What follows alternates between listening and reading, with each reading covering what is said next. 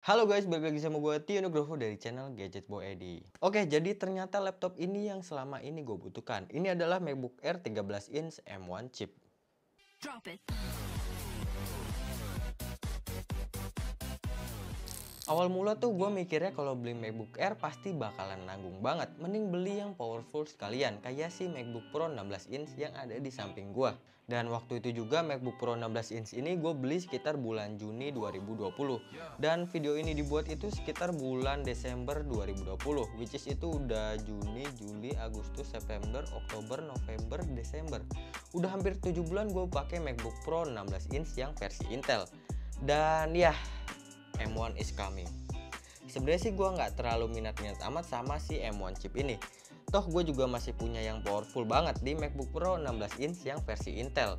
Kebetulan aja sih temen gue lagi jual MacBook Air yang versi M1 ini. Singkat cerita, gue beli laptop ini ya mau nggak mau ya harus gue review. Dan gue alihkan semua pekerjaan gue dari MacBook Pro 16 inch ke MacBook Air M1 chip ini.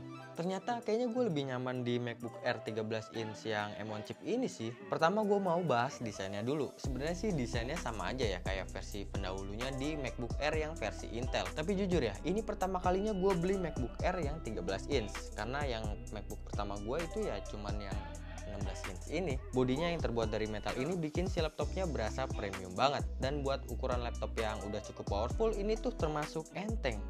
Beratnya tuh cuma 1,29 kg. Masih enak banget buat dibawa kemana-mana. Rasanya pede aja gitu kalau bawa MacBook, apalagi pas lagi di kafe-kafe ya, atau lagi nongkrong. Wah, tingkat gengsinya ningkat bos. Ciri khas dari MacBook yang versi Air ini adalah di bagian ujungnya dia lebih ke mengecil gitu, lebih runcing. Dan bedanya kalau yang MacBook Pro 16 inch itu dia lebih rata dari sudut-sudutnya. Buat keyboardnya juga udah menggunakan Magic Keyboard. Soalnya yang versi MacBook Air 2019 itu dia masih pakai yang butterfly keyboard. Terus ya standar lah ya, MacBook itu udah ada backlit-nya di keyboardnya. Cuma ya di Mac Air ini nggak ada touch bar-nya. Asli, gue setelah pakai MacBook Pro yang 16 inch pun itu touch bar-nya nggak terlalu berasa banget atau nggak terlalu pengaruh banget lah. Sama ya, yang beda lagi itu di bagian F4 dan F5-nya. Dari awalnya itu sebelumnya dia itu cuman ngeganti brightness dari si keyboardnya. Sekarang itu di MacBook Air 2020 yang M1 chip ini itu udah diganti sama F4 itu buat spotlight ya, dan F5 itu buat mikrofon. Kalau gue sih lebih prefer yang baru ini ya. Oh ya, port di Mac Air ini cuman ada dua ya, port Thunderbolt di bagian kiri dan bagian kanan itu ada port jack audio. Mungkin di bagian ini nih yang bikin berasa downgrade banget dari versi 16 inch Intelnya di bagian layarnya. Karena MacBook Air ini itu bezelnya tebel banget, apalagi di bagian atas. Tapi untuk samping kanan kirinya sih masih oke lah ya. Dan gua ngerasa tuh layar di MacBook emang paling nyaman banget buat dilihat. Buat dipakai berjam-jam juga masih enak-enak aja. Layarnya itu pakai Retina display dan resolusinya 2560 x 1600 pixel. Di bagian atas layarnya ini ada webcam yang resolusinya itu 720p. Nih gue kasih contohnya. Oke, jadi ini adalah pengetesan dari webcam MacBook Air M1 chip. Dan resolusinya itu 720p ya, itu udah maksimal banget ya. Padahal gue sih berharap, karena kan di musim gini tuh semuanya tuh butuh apa ya, kayak meeting versi online. Jadinya ya mungkin di generasi berikutnya bisa lebih ditingkatin lagi lah kamera dari si MacBooknya biar kelihatan lebih keren ya. Kalau kayak gini kan kayak tetap aja gitu kelihatan lebih pecah.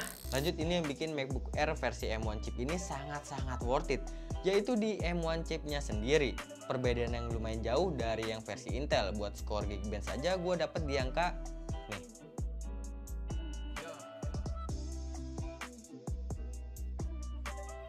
Dan buat di Cinebench saja gue dapet di angka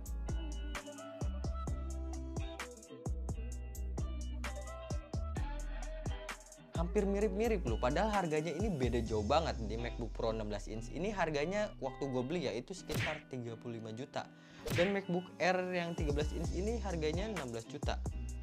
bedanya jauh, tapi untuk skornya itu beda-beda tipis. Bahkan lebih baik di MacBook Air 13 inch ini. Ya walaupun M1 chip ini masih prosesor baru dan pastinya masih harus adaptasi lagi dengan aplikasi-aplikasi yang cuman bisa dipakai sama yang versi Intel. Terus juga M1 chip ini kalian bisa buka aplikasi yang berbasis iPad atau iPhone. Tapi nggak semua aplikasi ada ya, hanya beberapa aja. Yang baru gue temuin ya paling buat Subway Surfer, terus Among Us, buat aplikasi yang biasa gue pakai di iPhone kayak Instagram, Facebook, YouTube itu masih belum ada.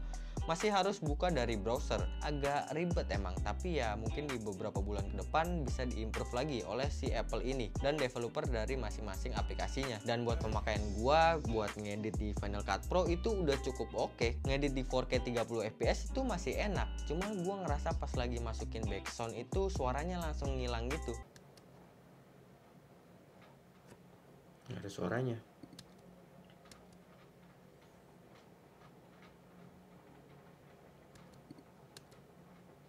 Yang satu layarnya ini ada webcam yang resolusinya itu 720p.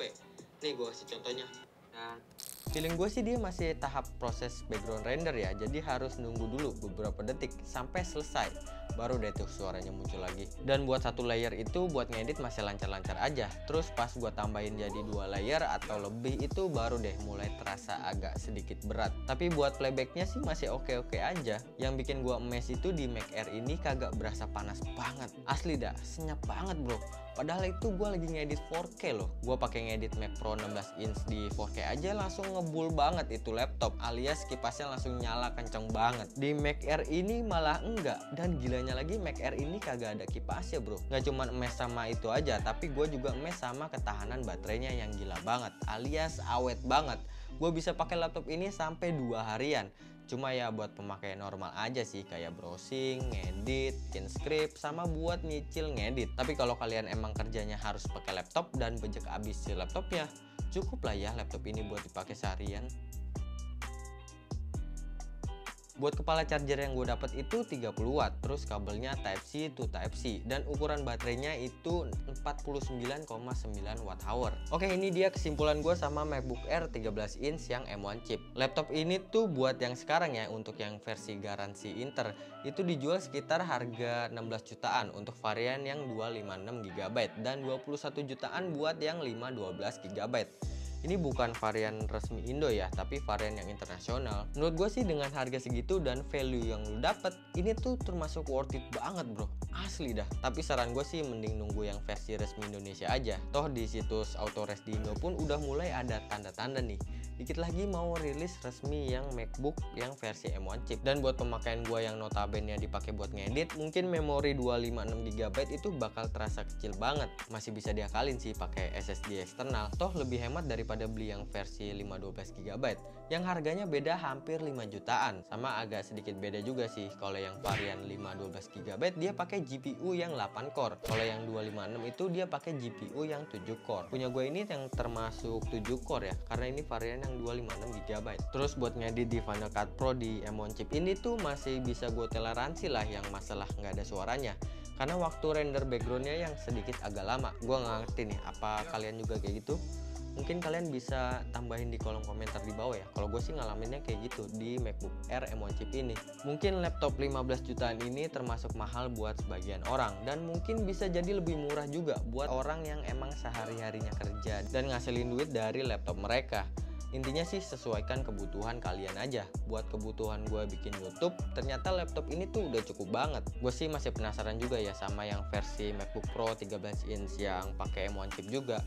Mungkin nanti bakalan gue review juga ya, dan mungkin laptop ini bakalan gue jual karena gue mau beli yang MacBook Pro. Oke, segitu aja mungkin ya. Jangan lupa like kalau kalian suka dengan video ini, dan jangan lupa subscribe. Dengan lu subscribe, lu bakal lihat video-video gue selanjutnya. Oke, gitu aja. Gue Tino Nugroho cabut, dan kita ketemu lagi di video selanjutnya. Bye-bye.